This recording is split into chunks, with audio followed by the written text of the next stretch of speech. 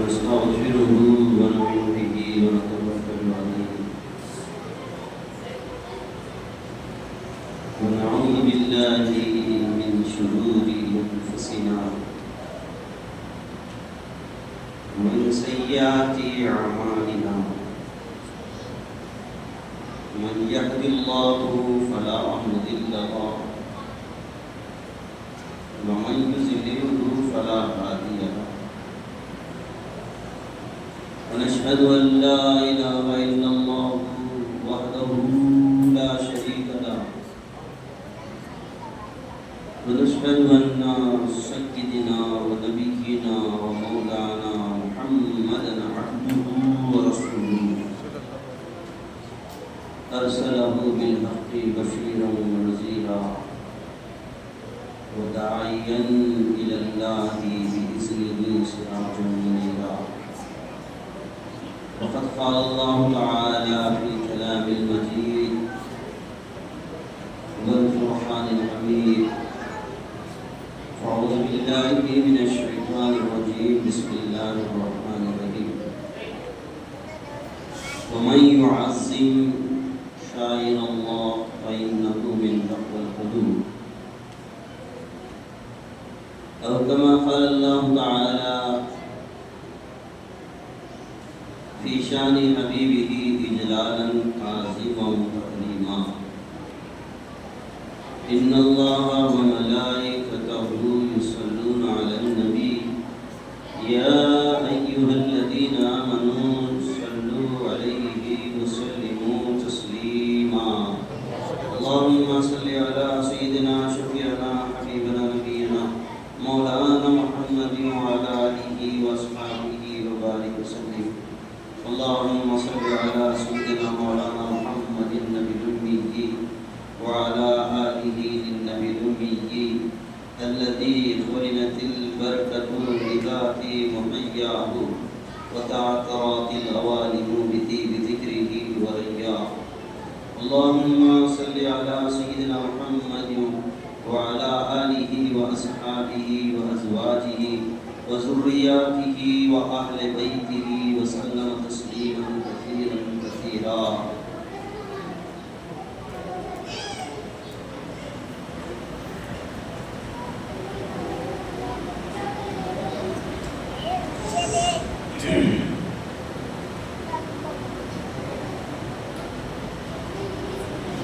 بزرگ اور دوستوں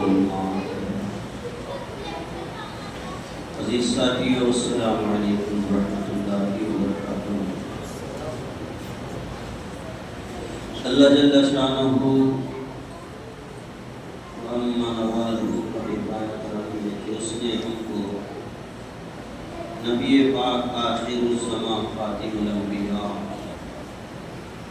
سرکار دو عالم احمد مصطفیٰ محمد رسول اللہ صلی اللہ علیہ وسلم کی امت بابرکت میں پیدا ہونے کا فخر عظیم عطا فرمایا۔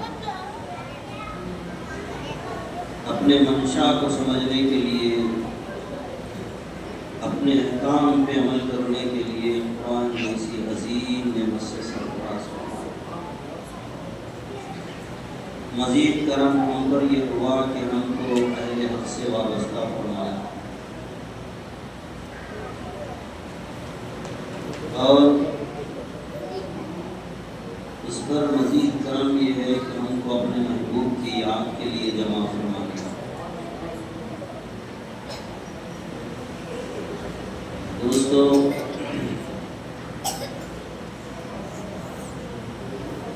بڑے بڑے آپ کے سامنے مقررین آئے ہیں،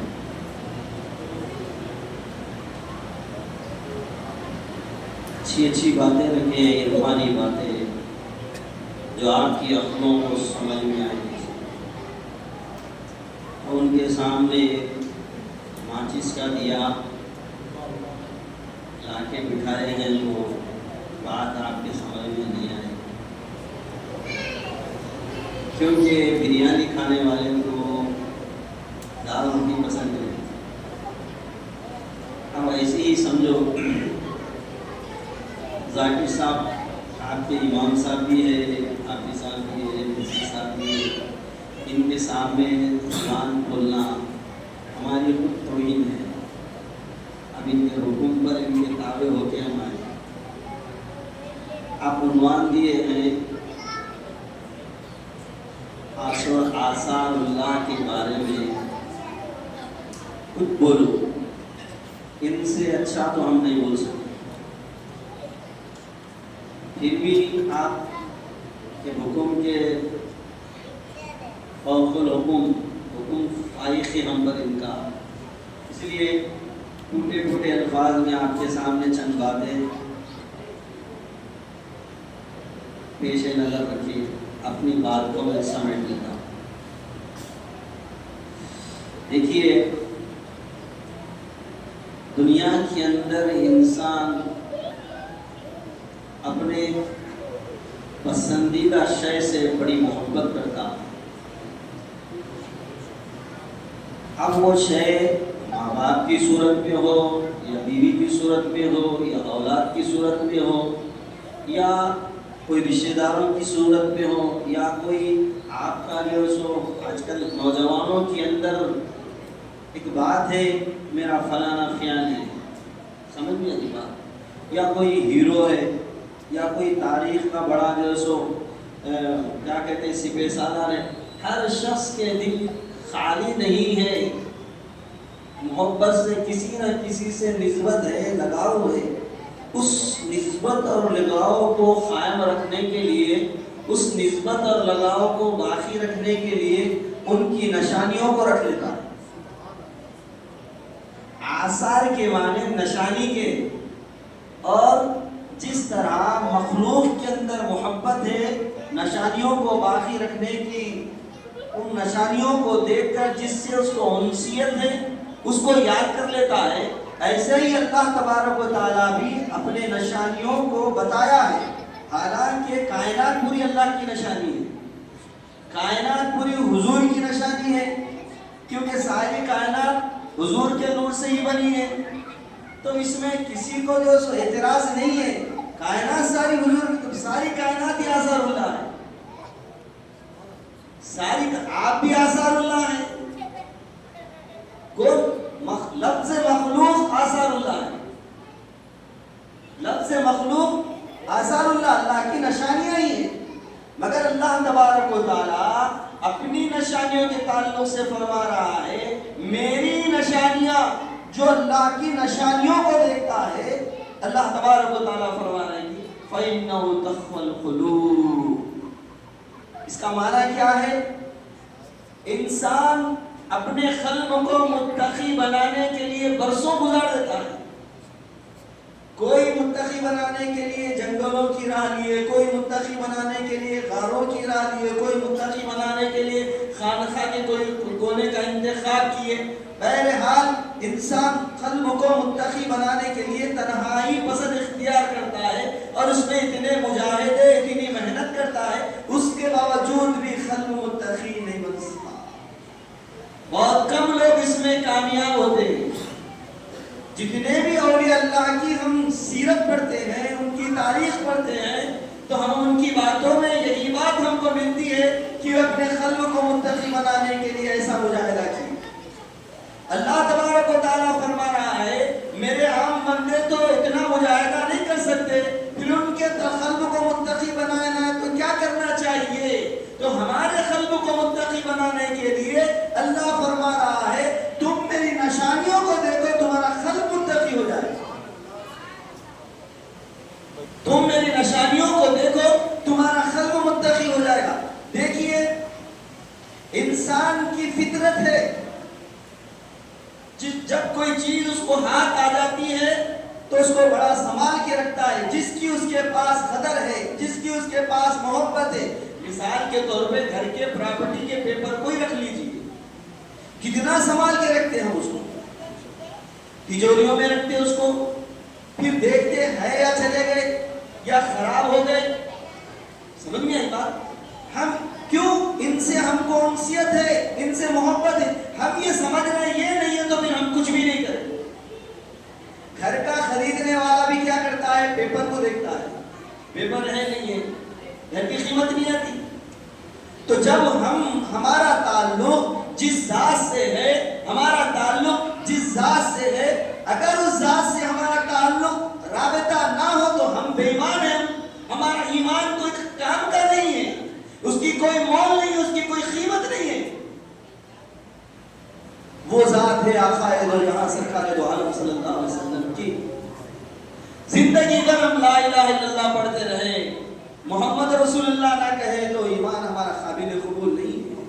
ہر کوئی ہر شخص کو معلوم ہے محمد رسول اللہ کہنا ضروری ہے، اور ہم خاص کر ہمارا طبقہ ہم عاشق رسول کہتے ہیں، ہم غلام رسول کہتے ہیں، نہ جانے ہم کیا کیا اپنے القاب اپنے آپ کو دے۔ جن کو حق تھا وہ کبھی غلام رسول نہیں بولے، جن کو بولنے کا حق تھا صحابہ کرام کی زندگیاں ہیں کبھی نہیں بولے، دعویٰ نہیں کرے کبھی۔ عاجزی انکساری کا پہلو اختیار کیے، عاجزی انکساری کا پہلو اختیار کیے، تو ان کے پاس آثار کا کیا مقام تھا؟ ہم تو جب عاشق ہے، جس کسی سے محبت ہے، اس کی نشانیوں کو رکھ لیتا ہے اٹھا کے، باپ انگوٹھی دے دو اٹھا کے رکھ لیتے، شادی کی انگوٹھی اٹھا کے رکھ لیے، جس سے ہم کو چاہتے ہیں وہ نشانی کو ہم اٹھا کے رکھتے ہیں، بڑی قدر کی نگاہ سے دیکھتے ہیں اس کو جب بھی دیکھتے ہیں اس کو صاف کرتے ہیں، اس کو بوسہ لیتے ہیں۔ کیوں؟ ان سے ہمارا تعلق ہے کچھ نہ کچھ، ان سے ہمارا تعلق ہے کچھ نہ کچھ، اس وجہ سے ہم ان نشانیوں کو رکھ لیتے ہیں، اور جب وہ نشانی دینے والے گزر گئے ان کو یاد کر کے رو بھی لیتے ہیں، ان کو یاد کر کے رو بھی لیتے ہیں۔ تو آقا دو جہاں سرکار دو عالم صلی اللہ علیہ وسلم کے صحابہ بھی جب یعنی حجت الوداع جو آخری جمعہ حج کا آخری جو حج تھا، اس میں آقا دو جہاں سرکار دو عالم صلی اللہ علیہ وسلم اپنے سر مبارک کو الگ فرما رہے تھے، تو جو موئے مبارک نکل رہے تھے وہ صحابہ کو تقسیم کر رہے تھے، تو صحابہ کرام کے اندر اب ان آثار کو لینے کے لیے ایسی کوشش ہونے لگی کہ نوبت جھگڑے کی آ گئی، ایک دوسرے پہ سبقت لے جانا چاہ رہے تھے، وہ یہ چاہ رہے تھے ہماری ساری زندگی کا سرمایہ ختم ہو جائے مگر یہ آثار نہ جائے۔ اب یہ حالت دیکھ کر آقا دو جہاں سرکار دو عالم صلی اللہ علیہ وسلم ابو طلحہ صحابی رسول کو بلائے اور بلا کے اپنے سارے موئے مبارک ان کے حوالے کر دیے، تم تقسیم کرو۔ لوگ کہتے ہیں ارے یہ کہاں سے آئے، وہ کہاں سے آئے، وہ عرب میں ہے یہاں نہیں ہے۔ بزرگان دین نے فرمایا ہے اگر کوئی شخص جو ہے سو وہ حقیقت میں وہ آثار نہیں ہے مگر آقا سے ان آثار کی نسبت دے دیے تو سننے والے کے لیے ضروری ہے تعظیم کرے، سننے والے کے لیے ضروری ہے تعظیم کرے، اور جو تعظیم کرتا ہے وہی اس کا فیض پاتا ہے، وہی اس کا فیض پاتا ہے، اس میں شک کرنے کی ضرورت نہیں ہے کہ یہ کہاں سے ملے، کیسا ملے، ایسا ملے، اس میں حجت نہیں ہے۔ تو صحابہ کرام میں جب ایک دوسرے پہ سبقت لے جانے کی کوشش کی جا رہی تھی، ابو طلحہ رضی اللہ تعالیٰ عنہ کو حضور صلی اللہ علیہ وسلم اپنے آثار مبارک دے دیے اور دے کے فرمائے تم تقسیم کرو۔ جب آپ تقسیم کرنے لگے اس میں خالد بن ولید صحابی رسول بھی ہے، وہ کیا کیے، وہ ابو طلحہ صحابی رسول سے عرض کرنے لگے اے طلحہ جو موئے مبارک تمہارے ہاتھ میں ہیں ان موئے مبارک میں ایسے بھی موئے مبارک ہے جو خاص سرکار دو عالم صلی اللہ علیہ وسلم کی پیشانی سے نسبت رکھتے ہیں، اور یہ آقا جب سجدے میں جاتے ہیں تو موئے مبارک بھی سجدے میں ہوتے سونے کی زمین سے مس ہوتے ہیں، مجھے یہ موجود آثار ہونا، یہ موئے مبارک کا خیال کرو دیتے وقت، اس کے بدلے میں اگر جتنی دولت چاہتے لے لو تم، مگر مجھے وہ آثار دو۔ پیشانی مبارک کے جو سجدے میں سر رکھتے ہیں وہ آثار تو ابو طلحہ رضی اللہ تعالیٰ عنہ کو وہی آثار۔ تو آپ کیا کیے، آپ ان آثار کو لے کر جس جنگ میں بھی جاتے وہ جنگ فتح سے ہمکنار ہوتی، وہ جنگ فتح سے ہم پوچھ لیتا مخالف صف کا سپہ سالار، کیا اس جنگ میں خالد بن ولید ہے؟ لوگ کہتے ہیں تو فوری سنا کا جھنڈا ہو گیا۔ ان کو یہ یقین ہو گیا کہ دنیا میں کوئی تلوار بنی نہیں خالد بن ولید کو جو شہید کر دے، تلوار بنی نہیں۔ ایک وقت ایسا آیا جنگ کا، رومیوں سے جنگ، سارے رومی جس میں مسلمانوں کی تعداد بہت کم ہے،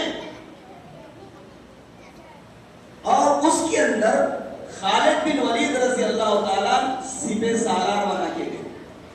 عمر رضی اللہ تعالیٰ کا دور خلافت ہے، عمر رضی اللہ تعالیٰ آپ کی جو سپہ سالاری کو کیا کرے معذور کر دیے اور دوسرے صحابی رسول کے ہاتھ میں کمان دے دیے۔ اب جنگ کا پلڑا ایسا ہے کہ خالد بن ولید اگر اس جنگ میں نہیں رہے تو جنگ ہارنا پورا جو یقین کے ساتھ جنگ ہار سکتے، آسان ایسے بن گئے۔ تو جو نیا سپہ سالار ہے انہوں نے کہا میں آپ کو حکم دیتا ہوں کہ اب آپ فوج کی کمانڈنگ آپ کریں، فوج کی کمانڈنگ آپ کریں۔ اب بجائے آپ فوج کی کمانڈنگ کرنے کے تلاش کرتے بیٹھ گئے، قتل ہو رہا، اور جو جنگ جیتنے کی ہے وہ ہارنے کے شکست کے قریب آ گئی۔ ابھی اسی اثنا میں ایک گھوڑ سوار دوڑتے آ رہا ہے اور صحابہ کرام یہ دیکھ رہے ہیں کہ خالد بن ولید اس جنگ کے اندر بجائے جنگ لڑنے کے کوئی چیز تلاش کر رہے ہیں۔ تو صحابہ نے پوچھا اے خالد تم یہ کیا کر رہے ہو، کس چیز کی تلاش ہے؟ انہوں نے فرمایا تم کو کچھ نہیں معلوم، آپ خاموش بیٹھو۔ اسی اثنا میں ایک گھوڑ سوار جنگ کے میدان میں داخل ہوتا ہے اور خالد بن ولید کے قریب پہنچتے ہیں، اور پہنچ کر دیکھو خالد بن ولید رضی اللہ تعالیٰ جس ٹوپی کو پہن کر جنگ لڑتے تھے وہ ٹوپی آپ کے حوالے کرتے ہیں۔ تو پوچھتے ہیں اے وہ شخص اس جنگ کے عالم میں تو کون ہے جو میری ٹوپی کو لا کر دیا ہے؟ تو انہوں نے فرمایا میں آپ کی زوجے تمیم ہوں، میں آپ کی زوجے تمیم۔ تو آپ کو کیسا خیال آیا؟ تو انہوں نے فرمایا میں جو سو بستر پر آرام کر رہی تھی، آقا دو جہاں سرکار دو عالم صلی اللہ علیہ وسلم میرے خواب میں آقا دو جہاں سرکار دو عالم صلی اللہ علیہ وسلم کی مجھے زیارت ہوئی، اور انہوں نے یہ ارشاد فرمایا جاؤ خالد جنگ ہارنے کے قریب ہے، اور وہ اپنی ٹوپی گھر میں بھول کے گیا ہے، وہ ٹوپی فوری خالد کو لیا کر دے کے آؤ۔ اب وہ ٹوپی لے کر گئے، جنگ فتح ہو گئی۔ صحابہ نے پوچھا اے خالد یہ ٹوپی میں ایسا کیا کمال ہے؟ تو خالد بن ولید رضی اللہ تعالیٰ عنہ فرمانے لگے تم کیا جانو اس ٹوپی میں کیا ہے؟ اس ٹوپی میں وہ آثار مبارک ہے، موئے مبارک ہے حضور صلی اللہ علیہ وسلم کے، جو میں اس ٹوپی میں سی کے رکھا ہوں، جس جنگ میں بھی جاتا ہوں فتح حاصل ہوتی ہے۔ میرا اس میں کوئی کمال نہیں ہے، نہ میری تلوار کا کمال ہے، نہ میرے جیسے پیدروں کا کمال ہے، نہ میری ہوشیاری کا کمال ہے۔ اگر کمال ہے تو آقا دو جہاں سرکار دو عالم صلی اللہ علیہ وسلم کے آثار مبارک کا کمال ہے، آثار کا وہ مقام ہے۔ ام سلمہ رضی اللہ تعالیٰ عنہ فرماتی ہے آثار مبارک حضور صلی اللہ علیہ وسلم کے کچھ میرے پاس تھے، جب بھی کوئی بیمار ہوتا حضور صلی اللہ علیہ وسلم کی زندگی میں بارگاہ رسالت میں حاضر ہو جاتا اور شفایاب ہوتا تھا۔ آقا کو دیکھا بیماری ختم ہو گئی، لیکن آقا کے بعد میں وہ لوگ آنے لگے تو ام سلمہ رضی اللہ تعالیٰ فرماتی ہیں آثار کو میں کچھ پانی میں جو سو گھولنے کے بعد اس انداز سے میں ان آثار کو مبارک پر پانی ڈالتی اور وہ پانی بیمار کو پلاتی تو شفا مل جاتی، بیمار کو پلاتی تو شفا مل جاتی۔ تو صحابہ کرام اور ہمارے بزرگان دین آثار مبارک سے جو فیض حاصل کیے گئے وہ فیض اب بھی ویسا ہی باقی ہے۔ آثار کے جو سرکار کی دنیا پردہ فرمانے کے بعد وہ فیض بند نہیں ہوا ہے، وہ فیض آج بھی جاری ہے۔ اس لیے اللہ تبارک و تعالیٰ فرما رہا ہے کہ میری نشانیوں کی تعظیم کرو، جو میری نشانیوں کی تعظیم کرتا ہے اس کو قلب کا تقویٰ عطا فرماتا، قلب کا تقویٰ عطا فرماؤ۔ دیکھیے اور بھی بہت سے نشانیاں ہیں، قرآن میں اس کا تذکرہ آیا ہے ان الصفا والمروہ من الشعائر اللہ، یہ صفا و مروہ جو پہاڑ ہے یہ اللہ کی نشانیاں ہیں، ان کی تعظیم کرو۔ اس اس سے کیا ملے گا؟ دلوں کو تقویٰ ملے گا، دلوں کو تقویٰ ملے گا۔ تو وہ پہاڑی ہے اور ماں ہاجرہ رضی اللہ تعالیٰ، یہ ان کو نبوت نہیں ملی، نبوت نہیں ملی، شوہر کے حکم پر وہاں پر ٹھہر گئی اور اپنے بیٹے کے لیے پانی کی تلاش میں دوڑی۔ تو اللہ تبارک و تعالیٰ اس کو اپنی نشانیاں فرمایا۔ وہ نشانی اور آقا کی نشانی میں زمین آسمان کا فرق ہے۔ یہ مت سمجھو کہ یہ بھی نشانی ہے وہ بھی نشانی ہے۔ کہاں آقا کا مقام، جب ماں ہاجرہ رضی اللہ تعالیٰ کے ختم مبارک سے صفا مروہ کو جو مس ہوتے ہیں، ان کا یہ مقام ہے کہ وہ شاعر اللہ بن جاتے ہیں۔ یہ تو راست آقا ہے دو جہاں سرکار دو عالم صلی اللہ علیہ وسلم کے جسم کا حصہ ہے، یہ سرکار دو عالم صلی اللہ علیہ وسلم کے جسم کا حصہ ہے۔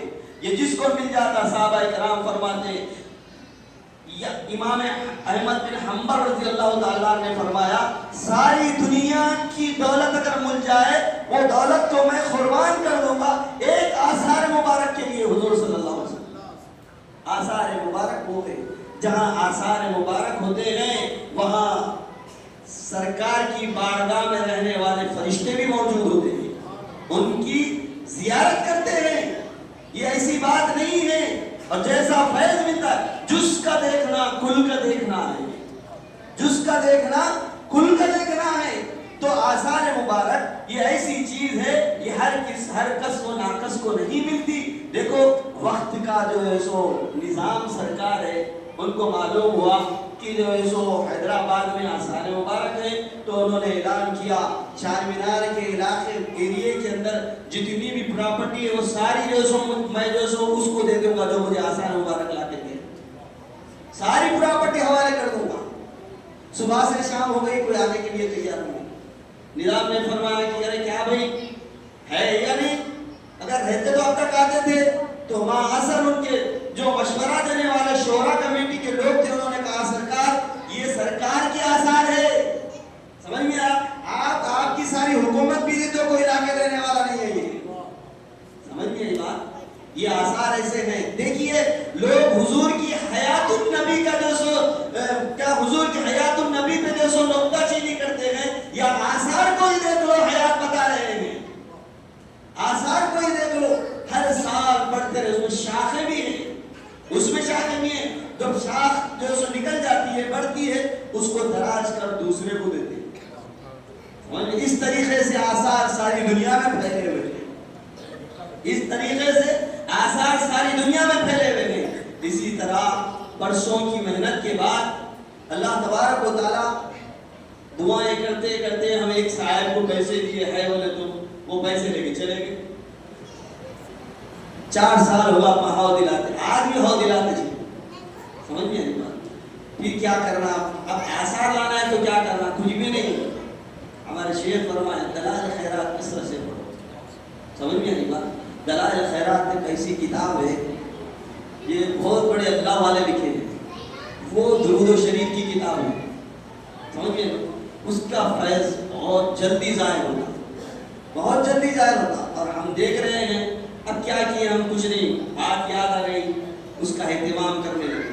ہر پیر کو پیر ہماری مسجد میں ختم ہوتی ہے، اب 12 ربیع الاول میں 12 دن ختم ہوتی ہے۔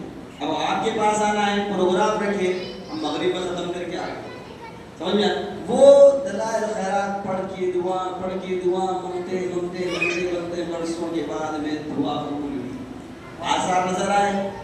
تو ایک صاحب سے تذکرہ کیا، بھائی ایسا ایسا ہے، ایسا ہوا میرے ساتھ ہوگا۔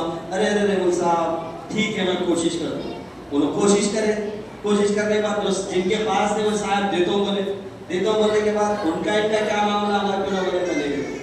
اب ہم یہاں تیاریاں کر رہی ہے، صبح نکلنے کے ہیں، پھر فون کرا پھر نکل رہے تو لوگ نہیں دیتے بولے۔ اور ہم سے غلطی ہوئی، اب کچھ نہ کچھ غلطی ہمارے اندر ہے، ہم اپنی غلطیوں کو ٹٹول لیتے بیٹھے۔ پھر مولا سے دعا کرے کیا، تو وہ صاحب کیا کرے، میرا نمبر مانگے، ڈائریکٹ میرے سے بات کرے، کون ہے آپ، ان کو میں نے دیکھا، میرے کو انہوں نے دیکھا، کبھی زندگی میں ملاقات نہیں، خالی فون پہ بات کی، خالی فون پہ۔ تو وہ صاحب بولے آپ کی بات سے مجھے ایسا محسوس ہوتا ہے کہ میں آپ کو نہیں دیا تو پھر کچھ نہیں کرا۔ کو نہیں دیا تو میں کچھ نہیں کرا. میں سمجھتا ہوں کہ جس مقام پہ یہ آثار جانے والے ہیں وہ صحیح مقام ہے, وہ صحیح مقام ہے. پھر انہوں نے ٹھیک ہے فلاں دن آؤ, جا کے ہم جو اصول لے کر آئے وہ ہماری مسجد میں ہے, سند کے ساتھ ہے, وہ سند کے ساتھ ہے. کیسا آئے, مدینے سے کیسا آئے, کہاں سے, کس کے پاس ہے, کس کے پاس ہے, وہ سند کے ساتھ ہے. تو آثار اللہ کی نشانیوں میں حضور صلی اللہ علیہ وسلم سب سے پہلی نشانی اور سب سے بڑی نشانی ہے. سب سے پہلی نشانی اور سب سے بڑی نشانی ہے. آثار کو دیکھ لینا, حضور کو دیکھ لینا ہے. آثار کو دیکھ لینا. مدینہ منورہ کے اندر ہم حضور کی جاری کو دیکھ کے آتے ہیں تو بخشش کا وعدہ سرکار فرما رہے, شفاعت کا وعدہ فرما رہے ہیں. یہاں تو حضور صلی اللہ علیہ وسلم کے جزء مبارک کو راست دیکھ رہے ہیں, تو دیکھنے والوں کی آنکھوں کا کیا عالم ہوگا, دیکھنے والوں کی آنکھوں کا کیا عالم ہوگا. تو میرے دوستو, ہم کو چاہیے کہ جب آثار ہم دیکھیں تو خوب دعائیں کریں. کون سی دعائیں کریں؟ مال کی, دولت کی, عزت کی, یہ دعائیں, یہ کام, یہ دعا کا کوئی مقام نہیں ہے, نہ اللہ کے پاس ہے نہ رسول کے پاس ہے, کوئی قدر ہی نہیں ہے. دنیا کی قیمت اللہ کے پاس مکھی مچھر کے پر کے برابر نہیں ہے, تو وہ یہ آثار کو, آثار کے بدلے میں وہ قیمت کیوں دیں گے اللہ؟ اس سے تو بڑی قیمت ادا کرنی ہے. وہ کیا ہے؟ وہ لقائے حق ہے, وہ اللہ کا دیدار ہے, وہ رسول کا قرب ہے. یہ ہر کس و ناکس کو نہیں ملتا ہے. تو میرے دوستو, ہم کو چاہیے کہ جب ہم آثار کے سامنے دعا مانگے تو اپنے قلب کو متقی بنانے کی دعا مانگے, قلب کو متقی بنانے کی دعا مانگے. یہ کیسی محبت ہے ہماری سمجھ میں نہیں آتی, یہ کیسی محبت ہے ہماری سمجھ میں نہیں آتی ہے. جن چیزوں سے آقا خوش ہوتے ہیں ہم انہی چیزوں سے دور ہوتے جا رہے ہیں. جن چیزوں سے آقا خوش ہوتے ہیں ہم انہی سی چیزوں سے دور ہوتے جا رہے ہیں. ماں باپ جس سے خوش ہوتے ہیں پہلے اس کو حاصل کرتے ہیں ہم, اولاد جس سے خوش ہوتی ہے پہلے اس کو حاصل کرتے ہیں ہم, بیوی جس سے خوش ہوتی ہے پہلے اس کو حاصل کرتے ہیں ہم. اگر ہم کالج کر رہے ہیں, چند لڑکے ہم کو چاہنے والے فینس ہیں, ہمارے لڑکیاں ہیں, جس ڈریس کو پسند کر رہے ہیں ہم خوشی سے پہن کے جا رہے ہیں ان کو خوش کرنے کے لیے. جبکہ ایمان والے کا مقصد ایک ہی ہے, وہ کیا ہے؟ وہ اللہ کو راضی کرنا ہے, وہ رسول کو راضی کرنا ہے. دنیا میں اگر وہ کمانا ہے تو اللہ اس کے رسول کے لیے کمانا ہے. دنیا میں اگر لٹانا ہے تو اللہ رسول کے لیے لٹانا ہے. دنیا میں فقیری قبول کرنا ہے تو اللہ رسول کے لیے کرنا ہے. دنیا میں اگر مال بھی جمع کرنا ہے تو اللہ رسول کے لیے جمع کرنا ہے. جس کا یہ مقصد ہے وہ ایمان والا ہے, وہ ایمان والا ہے. ہم کیا کرتے ہیں؟ دنیا میں شہرت حاصل کرنے کے لیے, عزت حاصل کرنے کے لیے, رتبہ حاصل کرنے کے لیے ان معاملوں کے اندر ہم مجاہدے کرتے ہیں, کوششیں کرتے ہیں, محنتیں کرتے ہیں. ہماری زندگیاں ساری اسی میں ختم ہو رہی ہیں, ساری اس میں زندگیاں ختم ہو رہی ہیں. مگر صحابہ کرام کا یہ حال نہیں تھا. صحابہ کرام کا یہ حال تھا, آقا جس دن نہیں دکھتے تھے اس دن وہ دن ان کے لیے قیامت سے تو بڑھ کر تھا. حضور صلی اللہ علیہ وسلم کے صرف موئے مبارک کے نہیں, ہم موئے مبارک کا احترام کر رہے ہیں تو لوگ کیا کر رہے ہیں؟ شرک کا فتویٰ دیتے ہیں, بدعت کا فتویٰ دیتے ہیں, بدعت کا فتویٰ. صحابہ تو حضور صلی اللہ علیہ وسلم کے پیشاب مبارک کا بھی ادب کیے ہیں, پیشاب مبارک کا بھی ادب کیے ہیں. حضور صلی اللہ علیہ وسلم, ایک صحابی رسول حجش نامی ہے, ان کو جو سو اپنے بول مبارک دیے اور فرمائے کہ اس کو ایسی جگہ لے آ کر ڈال دو جہاں کس کی نظر نہیں پڑنا. وہ صحابی رسول کے کبھی یہ کو نہ دیکھے, کبھی وہ کو نہ دیکھے, کبھی جھاڑی کی طرف دے. جب بیٹھ کے سوچنے لگے تو جہاں بھی ڈالا کسی نہ کسی کی نظر پڑے گی, ایسی مقام پہ ڈال جہاں کسی کی نظر نہیں ہے. وہ کیا ہے؟ وہ اس بول مبارک کو نوش فرما لیے, نوش فرما لیے اور جو ہے سو حضور کی بارگاہ میں پیش ہو گئے. حضور نے فرمایا کہاں ڈالے؟ آپ بتانے کے خاموش ہیں, کچھ بول بتا نہیں رہے, میں یہاں ڈالا ہوا, بتاؤ کہاں ڈالے؟ حضور نے فرمایا لگتا ہے تو نے اس کو پی لیا ہے. یہ قرآن کا حکم نہیں ہے, یہ حضور کا حکم نہیں ہے, یہ محبت کا تقاضا ہے. کیا ہے یہ جس سے محبت ہو جاتی ہے اس کی غیرت بھی اچھی دکھتی ہے. سمجھ میں آئی بات؟ جس سے محبت ہو جاتی ہے اس کی اس کی ہر چیز اچھی دکھتی ہے. تو حضور صلی اللہ علیہ وسلم کے بول مبارک کو جو صحابی رسول پی لیے، حضور نے کیا فرمایا؟ کیوں پیا؟ بولے نہیں، ڈرائے نہیں. یہ فرمایا کہ جا تجھے کبھی پیٹ کا درد نہیں ہوگا، جا تجھے کبھی پیٹ کا درد نہیں ہوگا. اچھا اب یوں چلے گئے تو ان کے 3 بیویاں تھے. ہر بیوی اپنے آپ کو ایک دوسرے میں سبق لے جانے کے لیے خوشبو کا استعمال کرتے تھے. کیا کرتے تھے؟ خوشبو کا استعمال کرتے تھے کہ یہ صحابی میرے پاس، میرے سے متاثر ہو کے میرے پاس بیٹھے، قیمتی سے قیمتی جو سو ادھر لگا کے بیٹھے. مگر تمام 3 بیویاں بھی آ کے کہنے لگے اے میرے سرتاج، آپ ایسا کون سا ادھر لگا کے آتے ہیں کہ ہمارے قیمتی سے قیمتی ادھر بھی جو سو وہاں پہ کام نہیں کرتے. وہ صحابی رسول فرمانے لگے میں نے حضور صلی اللہ علیہ وسلم کے قول مبارک کو پی لیا ہوں، اس کی خوشبو ہے، اس کی خوشبو ہے. سمجھ میں آیا؟ تو صحابہ کرام کیا کیے ہیں؟ حالانکہ وہ عبادت میں ان کا کوئی ثانی نہیں ہے، دنیا میں کوئی دعویٰ نہیں کر سکتا کہ ہم صحابی کے جیسی عبادت کرتے. کیوں؟ اس لیے کہ وہ حضور کے پیچھے نماز پڑھے سوالے کی، وہ حضور کے ساتھ رہ کر جو سو اعمال صالحہ کیے سوالے. اس کے باوجود بھی صحابی فرما رہے ہیں اپنی نجات کا ذریعہ آثار مبارک کو رکھے ہیں. ایک امیر معاویہ رضی اللہ تعالیٰ عنہ کا انتقال ہو رہا ہے، اپنے رفقا سے جو سو وصیت کر رہے ہیں جب میرا انتقال ہو جائے، کفن پہنا دیا جائے، اس وقت حضور صلی اللہ علیہ وسلم کے ناخن مبارک میرے پاس رکھے ہوئے ہیں، وہ میرے زبان کے نیچے رکھ دینا. میری زبان کیوں؟ اس لیے کہ میں فرشتوں کے سوال کے جواب آسانی سے دے رہا ہوں. تو آثار مبارک کو فرشتوں کے سوال کے جواب دینے میں ذریعہ بنائے ہیں. اگر ہم یہ اہتمام کرتے ہیں تو اب آج کے لوگ کیا جواب دیں گے، کیا فتوے نکلیں گے؟ سمجھ میں آئے میرے دوست. تو آثار مبارک کا بہت بڑا مقام ہے.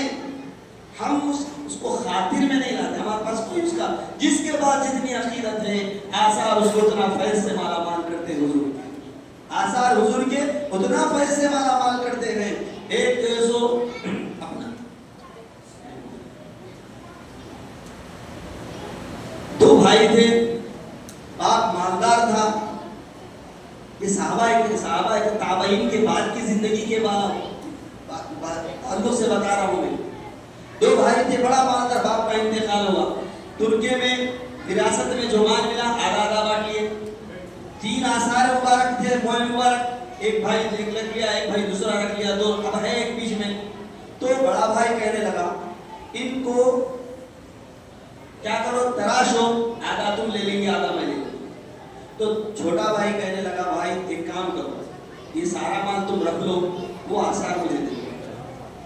یہ سارا مال تم رکھ لو، وہ آثار میں حضور صلی اللہ علیہ وسلم کے آثار مبارک کو تراشنا پسند نہیں کرتا، میں پسند نہیں کرتا. تو وہ بھائی مال کا دیوانہ تھا، اچھی بات ہے یہ بھی لے لے، یہ بھی 3 بھی آثار تو لے لے، تیرا سارا مال مجھے دے دے. وہ سارا مال لے کر چلے گیا. اب یہ بھائی کیا کرنا، یہ 3 آثار مبارک کو لے کے گھر میں لے آ کر رکھ کر روزانہ ان کی زیارت کرنا، درود بھیجنا، ان کی تعظیم و تکریم، ادب و احترام کے ساتھ ان پر درود و سلام بھیجتا رہا. حالات ایسے پلٹی گئے، بڑا بھائی خلاش ہو گیا، کوڑی کا محتاج ہو گیا. اب چھوٹے بھائی کے پاس دولت آنے لگی، اتنا مالدار ہو گیا. ایک وقت ایسا آیا فقیروں کی لائن میں بڑا بھائی بھی کھڑے ہوا تھا. کچھ دنوں کے بعد یہ چھوٹے بھائی کا بھی انتقال ہو گیا. اللہ تبارک و تعالیٰ اس زمانے کے بزرگ کے خواب میں جیسے حضور صلی اللہ علیہ وسلم آ کے فرماتے ہیں جو میرے عاشق کی جہاں خبر ہے، جس کسی کو بھی اگر کامرانی دنیا اور آخرت میں ہونا چاہیے، پہلے اس کی بارگاہ پہ جائے اور اس پر ایصال ثواب بھیجے، اس کے بعد اپنا کام میں مصروف ہو جائے، اس کو کامیابی ملے گی. حالت کیا ہوئی؟ حالت یہ ہوئی کہ ان کی خبر سے مشک کی خوشبو آنے لگی اور لوگ جو جنگل تھا وہ آباد ہو گیا، ویرانہ آباد ہو گیا. تو جہاں پر حضور صلی اللہ علیہ وسلم کے آثار کی تعظیم کرنے والا اگر جنگل میں بھی دفن ہو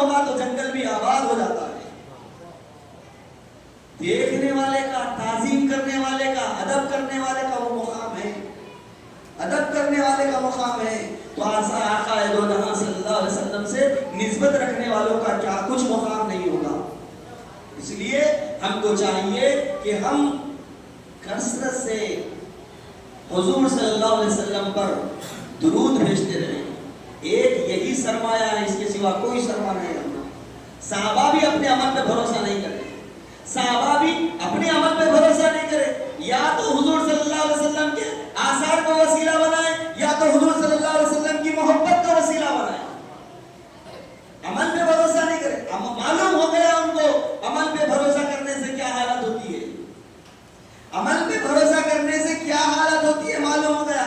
ہزاروں سال عبادتیں کیا، زمین کا کوئی خطہ نہیں چھوڑا جہاں اس نے سجدات نہیں کیا، دنیا کے اندر اس سے بڑا کوئی عابد پیدا ہی نہیں ہوا، اس کے باوجود بھی اس کا کیا حال ہوا، کیا حال ہوا۔ تو صحابہ کرام کیا کیے گئے؟ عاجزی کا پہلو اختیار کیے، انکساری کا پہلو اختیار کیے، ذلت و فقیری کا پہلو اختیار کیے ہیں کہ ہم ان سے آگے نہیں بڑھ سکتے۔ سمجھ میں آئے میرے دوست؟ ارے یہ جادوگر حضرات کو دیکھو، یہ جو جادو کرتے ہیں، کسی لڑکی کو خوابوں میں کرنے کے لیے اس کے پیر کے نیچے کی مٹی لے کے کرتے، پیر کے نیچے کی مٹی۔ جبرائیل علیہ السلام، موسیٰ علیہ السلام کے زمانے کا سامری کا واقعہ، جبرائیل علیہ السلام کی قدموں کے نیچے کی مٹی لے کے وہ بیل کے جو پیٹ میں رکھ کر کام نکال لیے وہ لوگ۔ تو کیا حضور صلی اللہ علیہ وسلم کی آثار اس قابل بھی نہیں ہے؟ نعوذ باللہ من ذالک۔ کیا سمجھ رہے ہیں؟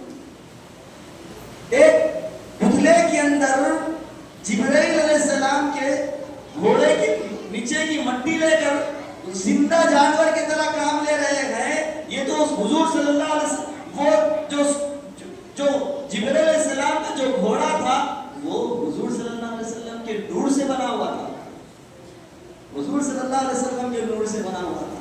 سمجھ گیا؟ یہ تو حضور صلی اللہ علیہ وسلم کا جزء حصہ ہے، اس کا کیا کوئی مقام نہیں ہے۔ تو میرے دوستو، جتنا ہو سکے یہ مہینہ کثرت سے درود و شریف، ہر بچہ ہو، بوڑھا ہو، جوان ہو، کیونکہ اگر ہم کو واقعی آقا سے نسبت ہے تو ہم کو چاہیے کہ ہم جو سو حضور صلی اللہ علیہ وسلم پر کثرت سے درود و شریف کا اہتمام کریں۔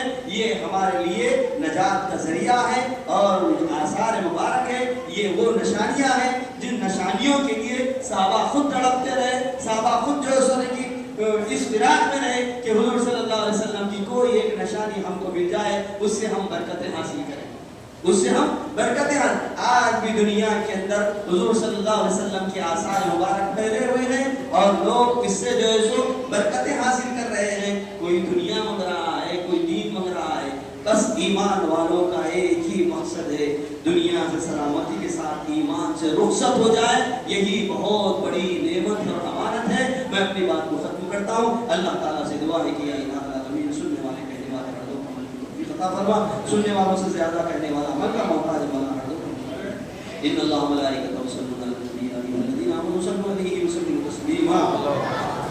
اللهم صل علی سیدنا محمد سبحان ربک رب العزة عما یصفون، سلام